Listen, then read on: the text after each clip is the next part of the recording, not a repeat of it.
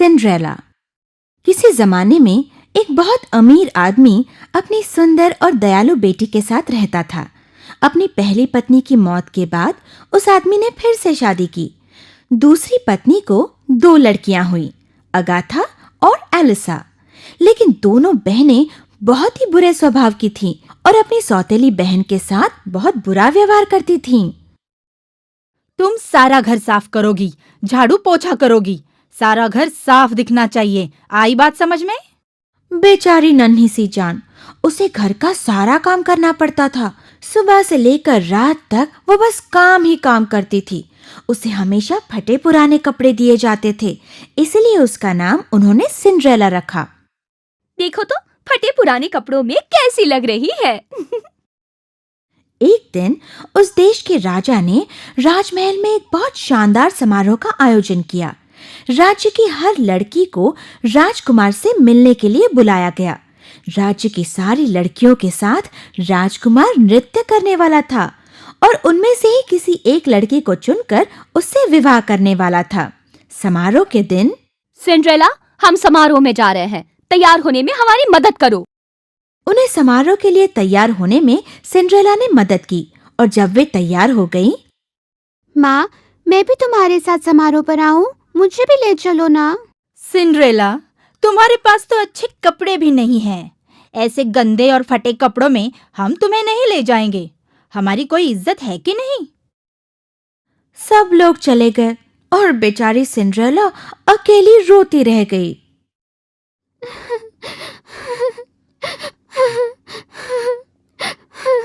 मैं तो समारोह का सपना भी नहीं देख सकती। हाँ, अगर मेरी कोई परी रानी होती तो शायद मेरी ये इच्छा पूरी होती। तभी अचानक वहां एक सुंदर सी परी हाथ में जादुई छड़ी लेकर आई। तुम क्यों रो रही हो बेटी? तुम कौन हो? मैं हूँ तुम्हारी परी रानी। मुझे राजा के समारोह में जाना है, लेकिन मेरी माँ ने मुझे नहीं जाने दिया। मैं तुम्हारी मदद करूंगी। परी ने अपना जादू चलाया और बगीचे का एक कद्दू रथ बन गया। फिर उसने एक सफेद चूहे को गाड़ीवान बना दिया और जादू से सिंड्रेला के लिए सोने चांदी के कपड़े और चांदी की नक्काशी किए हुए कांच के जूते वहां आ गए। जाने से पहले, देखो बेटी, तुम्हें आधी रात होने से पहले वापस आना है। जब घड़ी में 12 बजेंगे तब मेरी जादू खत्म हो जाएगी और फिर तुम पुराने कपड़ों में आ जाओगी। मैं मध्य रात्रि से पहले ही लौट आऊंगी। समारोह में राजकुमार वहां आई लड़कियों से खुश नहीं था। अचानक उसकी नजर सिंड्रेला पर पड़ी। राजकुमार ने सिंड्रेला का हाथ पकड़कर रात भर उसके साथ नृत्य किया। सिंड्रेला भी बहुत खुश थी। वो दोनों एक दूसरे के प्यार में खो चुके थे। वक्त कैसे गुजर गया उन्हें पता ही नहीं चला। अचानक घड़ी में 12 बज गए। घड़ी को देखते ही सिंड्रेला को धक्का लगा। वो जल्दी से राजकुमार से पीछा छुड़ाकर वहां से भाग गई, लेकिन महल छोड़ते समय उसके पैरों से एक जूता वहीं गिर गया। राजकुमार बहुत दुखी हो गया। दूसरे दिन राजकुमार अपने सैनिकों के साथ उस राजकुमारी को ढूंढने निकला। वो उस राज्य के हर घर में गया जहां जवान लड़कियां थीं। वो अपने साथ सिंड्रेला का एक जूता लेकर घूम रहा था, लेकिन वो जूता किसी के पैर में नहीं आया। आखिर राजकुमार सिंड्रेला के घर आया। अरे हाँ, मैं इसे पहनकर देखती हूँ। ये बहुत छोटा है। वो तुम्हारे नाप का नहीं है। चलो दूसरी लड़की को पहना दो। अरे रुको, थोड़ा और जोर लगाओ। ये तो मेरे लिए बहुत ही बड़ा है। अलीसा, थोड़ी और कोशिश करो। घर में और कोई है? नहीं तो, हमारे घर में तो कोई और नहीं है। लेकिन सिंड्रेला पर्दे के पीछे छिपकर वो सारा दृश्य देख रही थी। अगर इजाजत हो तो मैं पहनकर देखूं? सिंड्रेला ने वो कांच का जूता अपने पैरों में चढ़ाया। उसके नाजुक पैरों में वो बहुत ही आसानी से बैठ गया। वो उसी का तो था। फिर सिंड्रेला ने अपनी जेब से दूसरा कांच का जूता निकाला और उसे पहन लिया। तुरंत राजकुमार ने सिंड्रेला को पहचान लिया। मुझे डर था कि तुम मुझे कभी नहीं मिलोगी। क्या तुम मुझसे शादी करोगी? सिंड्रेला ने शादी के लिए हाँ कर दी। उनकी शादी का बहुत बड़ा जश्न राजमहल में मनाया गया और उसके बाद सिंड्रेला और राजकुमार सुख और आनंद का जीवन बिताने लगे। ब्यूटी और राक्षस। दूर देश में एक गरीब व्यापारी रहता था। उसकी 3 बेटियां थी, ब्लिस, ब्लॉसम और ब्यूटी।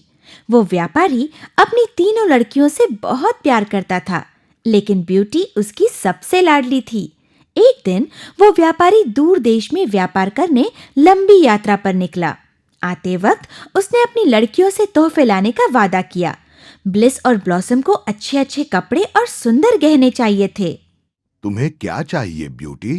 गुलाब चाहिए पिताजी, सुंदर लाल गुलाब। दूर देश पहुंचकर उस व्यापारी ने बहुत पैसे कमाए। आते समय उसने अपनी दोनों बेटियों के लिए तोहफे लिए, लेकिन उसे कहीं भी लाल गुलाब नहीं मिले। निराश होकर वो घर निकल पड़ा। अचानक वहां एक बहुत बड़ा तूफान आया। उसने दूर एक महल देखा और वो उस महल के अंदर गया। हेलो, कोई है यहाँ? लेकिन किसी ने जवाब नहीं दिया। वहां कोई नहीं था। उसने देखा कि वहां स्वादिष्ट खाना और सोने के लिए नर्म पलंग रखा था। खाना खाकर वो गहरी नींद सो गया।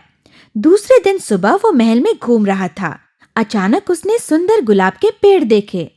जब वो एक फूल तोड़ने ही वाला था, तभी वहां एक बहुत बड़ा राक्षस प्रकट हुआ। चोर, तेरी हिम्मत कैसे हुई मेरे गुलाबों को छूने की? मैं अब तुम्हें कैद में डाल दूंगा। नहीं नहीं नहीं साहब जी, कृपया कृपया मुझे माफ कर दीजिए। ये मैं मेरी बेटी के लिए ले जा रहा था। कृपया आखिरी बार मुझे मेरी बेटी से मिलने दें। उस व्यापारी का अपने परिवार से प्यार देखकर राक्षस ने उसे जाने दिया। ठीक है, तुम जा सकते हो, लेकिन तुम्हें वापस आना होगा और सजा लेनी होगी। ये अंगूठी ले लो, ये तुम्हें यहाँ वापस लाएगी। व्यापारी खुशी से घर लौटा और उसने अपनी लड़कियों को सारी बात सुनाई। दूसरे दिन उसे उस राक्षस के महल में वापस जाना था। जाना जरूरी है पिताजी। हमें आपकी बहुत याद आएगी। उस रात जब सब सो रहे थे, तब ब्यूटी ने वो जादू की अंगूठी निकाली और उसका उपयोग करके वो राक्षस के महल पहुंची। कौन हो तुम? जिन्होंने आपके बगीचे से गुलाब तोड़े वो मेरे पिताजी थे। उन्होंने वो सब मेरे लिए किया, इसलिए सजा तो मुझे ही मिलनी चाहिए, उन्हें नहीं। राक्षस मान गया। उसने ब्यूटी को बहुत सारे अच्छे अच्छे कपड़े, स्वादिष्ट खाना और अपने बागीचे से बहुत सारे फूल दिए। उन्होंने एक साथ खाना खाया और बहुत सारी बातचीत की। असल में उस राक्षस को ब्यूटी से प्यार हो गया था, लेकिन वो ब्यूटी से कहने के लिए डर रहा था क्योंकि वो बहुत बदसूरत था। यहाँ ब्यूटी भी राक्षस का दयालुपन देखकर उसे चाहने लगी थी, लेकिन उसे अपनी बहनों और पिताजी की बहुत याद आ रही थी। एक दिन, मुझे अपने परिवार की बहुत याद आ रही है, मैं जाऊं? ठीक है, तुम जा सकती हो, लेकिन याद रखना, मैं तुम्हें सिर्फ 10 दिन के लिए छोड़ रहा हूँ। 10 दिन के बाद तुम्हें यहाँ वापस आना होगा। उसकी शर्त मंजूर करके ब्यूटी घर गई। सारा परिवार उसे देखकर बहुत खुश हो गया। दिन गुजरते गए। अब तो 10वां दिन भी गुजर गया। ब्यूटी ने सोचा कि वो एक दिन और रुकेगी। उस रात को उसे एक सपना आया। सपने में उसने देखा कि वो राक्षस मर रहा है। घबराकर अगले ही सुबह वो वापस महल चली गई। सुनो, मैं वापस आ गई हूँ। लेकिन किसी ने जवाब नहीं दिया। वो बागीचे में गई। उसने देखा कि राक्षस वहां पड़ा हुआ था। ओह राक्षस, तुम्हें जीना होगा। तुम कितने अच्छे हो। मैं तुमसे बहुत प्यार करती हूँ। तुम बदसूरत हो, लेकिन मुझे उसमें भी अच्छाई नजर आती है। जैसे ही ब्यूटी ने ये कहा, उस राक्षस का रूपांतर एक बहुत ही सुंदर राजकुमार में हो गया। मैं राजकुमार माइकल हूँ। ये एक बूढ़ी परी का श्राप था, क्योंकि मैं हमेशा बदसूरत जानवरों पर अन्याय करता था। वो श्राप तभी टूट सकता था जब कोई मेरे बदसूरत होने के बावजूद मुझसे प्यार करे। और ब्यूटी, तुमने इस राक्षस से प्यार किया। माइकल और ब्यूटी ने विवाह कर लिया। ब्यूटी के पिता और बहनें भी उनके साथ रहने आ गए और वो सभी सुख चैन से रहने लगे। रपुंज़ेल। एक गांव में जॉन और नेल नाम के पति पत्नी रहते थे। उन्हें कोई बच्चा नहीं था, लेकिन उन दोनों को बच्चे की बहुत कामना थी। उनके करीब ही एक बहुत सुंदर बागीचा था। उस बागीचे में एक दुष्ट डायन हेल्गा रहती थी। एक दिन नेल को पता चला कि वो माँ बनने वाली है। उसी दिन उसने उस बागीचे में रापुंज़ेल के पत्ते उगते हुए देखे। वो इतने ताजा और हरे दिख रहे थे कि जॉन, मुझे उनमें से कुछ हरे पत्ते चाहिए। जॉन अपनी पत्नी से बहुत प्यार करता था और वो उसे दुखी देखना नहीं चाहता था। धोखे को नजरअंदाज करते हुए वो अपनी पत्नी के लिए कुछ पत्ते लाने गया, लेकिन जैसे ही उसने पत्ते तोड़े, उसने देखा कि वो डायन उसके सामने खड़ी है। तुम्हारी हिम्मत कैसे हुई मेरे रेपुंज़ेल चुराने की? इसकी सजा तुम्हें जरूर मिलेगी। जॉन ने उसे समझाया कि उसकी पत्नी को रापुंज़ेल के पत्ते बहुत अच्छे लगते हैं। उसने ये भी बताया कि वो जल्द ही माँ बनने वाली है। कृपया कृपया मुझ पर दया करो। हाँ ठीक है, तुम्हें जितने पत्ते चाहिए ले जाओ, लेकिन याद रखना, जब तुम्हें बच्चा होगा उसे मैं ले जाऊंगी। वो बच्चा मेरा होगा। जॉन इतना घबराया हुआ था कि उसने मंजूर कर लिया और फिर नेल रोज रापुंज़ेल के पत्ते खाने लगी। कुछ महीनों बाद उसने एक सुंदर लड़की को जन्म दिया। दूसरे ही दिन हेल्गा वहां आई और उसने उस लड़की पर अपना दावा किया। ये लड़की मेरी है। अपना वचन निभाने के लिए जॉन ने दुखी मन से उस डायन को बच्ची को ले जाने दिया। उस बूढ़ी डायन ने उसका नाम रापुंज़ेल रखा। रापुंज़ेल बड़ी होकर एक बहुत सुंदर लड़की बन गई। जब वो 12 साल की थी, हेल्गा ने उसे घने जंगल में एक बड़े मीनार पर कैद कर दिया। उस मीनार को ना कोई दरवाजा था और ना ही सीढ़ियां थी। बहुत ऊंचाई पर एक छोटी सी खिड़की जरूर थी। जब भी हेल्गा को वहां जाना होता, वो रापुंज़ेल को आवाज देती, रेपुंज़ेल, रेपुंज़ेल, तुम्हारे बाल नीचे छोड़ो। रापुंज़ेल के बाल बहुत ही सुंदर, घने और लंबे थे, जैसे कि सोने के बने हो। जब भी रापुंज़ेल हेल्गा की आवाज सुनती, अपने बालों को नीचे छोड़ती और फिर हेल्गा उन बालों को पकड़कर उस मीनार पर पहुंच जाती। लेकिन वो रापुंज़ेल के पास बहुत ही कम समय रहती थी, सिर्फ उसे खाना और पानी देने के लिए। उस मीनार पर रहते हुए रापुंज़ेल को काफी समय बीत गया। एक दिन एक बहुत ही उम्दा राजकुमार दौड़ते हुए उस जंगल में आया। अचानक उसने एक सुरीली आवाज में गाना सुना। वो आवाज मीनार से आ रही थी। जब वो उसके करीब गया, तब अचानक गाने की आवाज रुक गई और एक बहुत ही बेसुरी आवाज सुनाई दी। रेपुंज़ेल, रेपुंज़ेल, तुम्हारे बाल नीचे छोड़ो। वो सुंदर घने लंबे बाल देखकर राजकुमार दंग रह गया। उसने देखा कि एक बदसूरत डायन उन्हें पकड़कर ऊपर चढ़ रही है। उस सुरीली आवाज वाली लड़की को राजकुमार देखना चाहता था। डायन के नीचे उतरने का इंतजार करते हुए राजकुमार वहीं रुक गया। रापुंज़ेल, रापुंज़ेल, तुम्हारे बाल नीचे छोड़ो। और अचानक बाल नीचे आ गए। राजकुमार उन्हें पकड़कर ऊपर चढ़ गया। पहले तो एक आदमी को देखकर रापुंज़ेल बहुत ही घबरा गई, लेकिन फिर राजकुमार ने उसके साथ दोस्ती की बातें करनी शुरू की। मेरे लिए गाना गाओ ना। रापुंज़ेल इतनी खुश हो गई कि उसने अपनी सुरीली आवाज में पहले से भी ज्यादा अच्छे गाने गाए। उस दिन से राजकुमार रोज रापुंज़ेल को मिलने के लिए आने लगा। राजकुमार को रापुंज़ेल से प्यार हो गया और उसने शादी का प्रस्ताव रखा। हाँ, मैं जरूर करूंगी। लेकिन मैं तुम्हें यहाँ से नीचे कैसे ले जाऊंगा? यहाँ से नीचे कैसे उतरते हैं मुझे नहीं पता। तुम रोज अपने साथ रेशम के धागे लेकर आना। उन धागों से मैं एक सीढ़ी बनाऊंगी और जब वो सीढ़ी तैयार हो जाएगी, मैं नीचे आ जाऊंगी। फिर तुम मुझे घोड़े पर बिठाकर ले जाना। उन्होंने यह आपस में तय कर लिया कि राजकुमार रोज शाम वहां आएगा, क्योंकि दिन में तो बूढ़ी डायन आती थी। एक दिन हेल्गा हमेशा से बहुत जल्दी वहां पहुंची। उसने देखा कि रापुंज़ेल उस राजकुमार को विदा कर रही थी।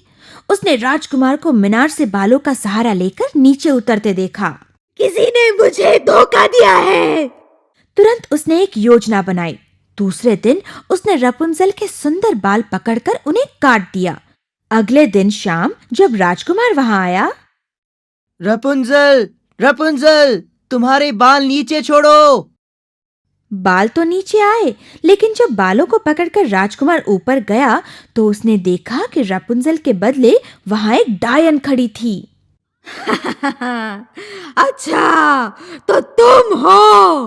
अब तुम अपनी जिंदगी में रेपुंजेल को कभी नहीं देख पाओगे, क्योंकि अब मैं तुम्हें मार डालूंगी।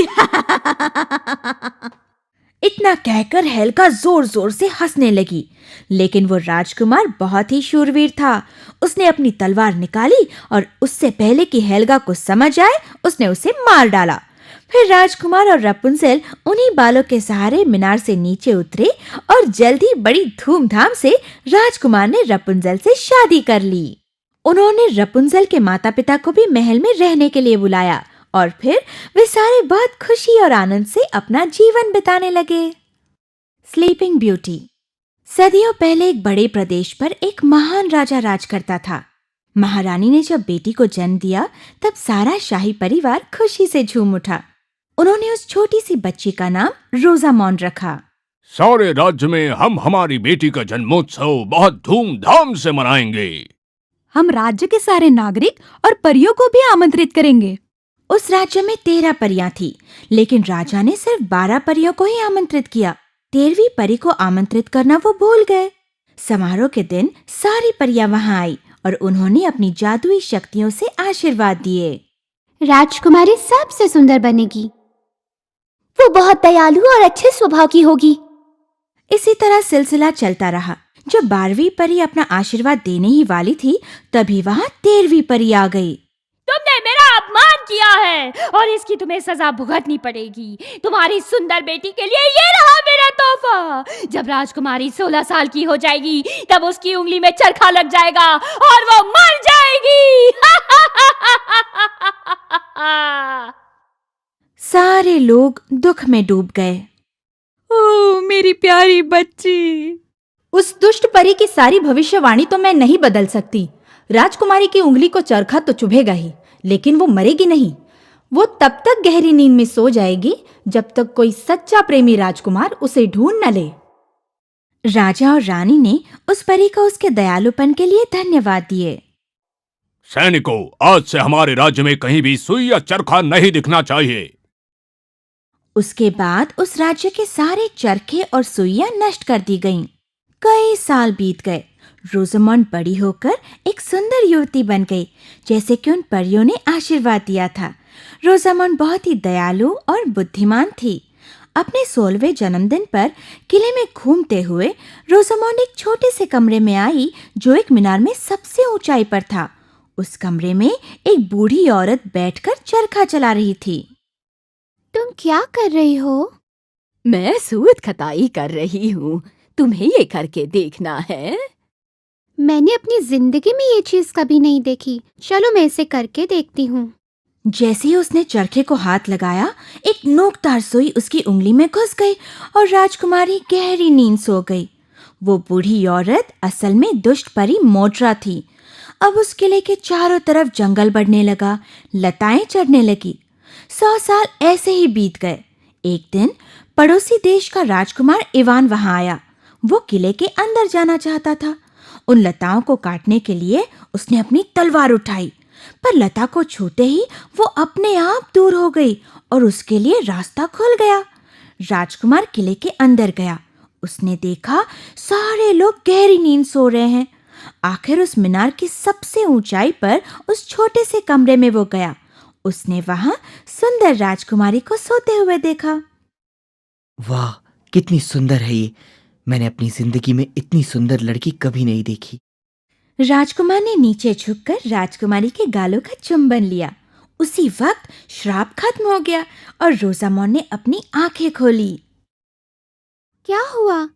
कौन हो तुम? मैं हूँ राजकुमार इवान। मैं यहाँ पड़ोसी राज्य से आया हूँ। अपनी बेटी को देखकर राजा और रानी को बहुत आनंद हुआ। मेरी रोजामोंड पर किया दुष्ट श्राप तुमने तोड़ दिया है। राजा ने राजकुमार को सारी कथा शुरू से बताई। और फिर उस श्राप को सिर्फ एक सच्चा प्रेमी राजकुमार ही तोड़ सकता था। बेटी रोजामोंड, तुम्हें अपना सच्चा प्यार मिल गया है। जल्द ही रोजामोंड और इवान की शादी हो गई। उनके विवाह में आशीर्वाद देने के लिए सारी परियां हाजिर थी। सारे राज्य में उसकी शादी का समारोह बड़े धूमधाम से मनाया गया। थम्बलीना। एक गांव में एक बहुत दयालु औरत रहती थी। उसकी कोई संतान नहीं थी। वो बच्चा होने की आस लगाए बैठी थी। आखिर वो एक परी के पास गई जिसने उसे एक बीज दिया। उस औरत ने उस बीज को अपने बगीचे में बोया। कुछ दिनों बाद उसमें से एक जादुई फूल उभर आया। जब फूल खिला तो उसमें एक बहुत प्यारी और छोटी सी सुनहरी बालों वाली लड़की थी। वो तो उस औरत के अंगूठे जितनी थी। उस औरत ने उसका नाम थम्बलीना रखा। एक दिन थम्बलीना टेबल पर खेल रही थी। तभी एक बदसूरत मेंढक वहां आया। अरे वाह, कितनी सुंदर लड़की है।